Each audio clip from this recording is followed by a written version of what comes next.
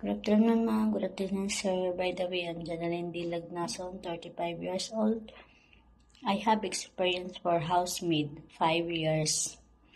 I do cleaning, mopping, swapping, change the bedding, change the curtain, clean the CR, laundry, hands or automatic, going to grocery, market, or we do sometimes we need to buy a madam for a mall, we do. And then I know how to take care for pregnant woman. We going to check up together to doctor. We give milk.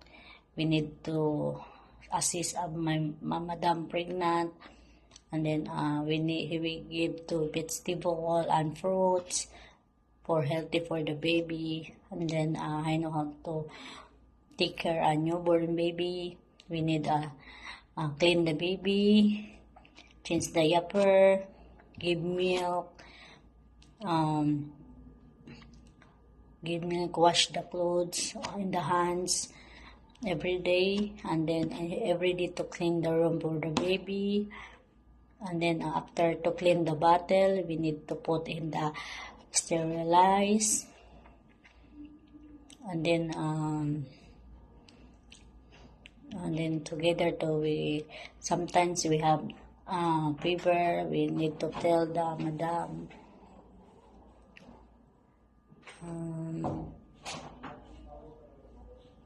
And then I have experience for take care for dog and cat.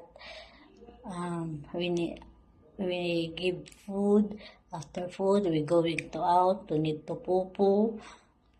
And then after that, we teach where we poo in the home, or maybe like that.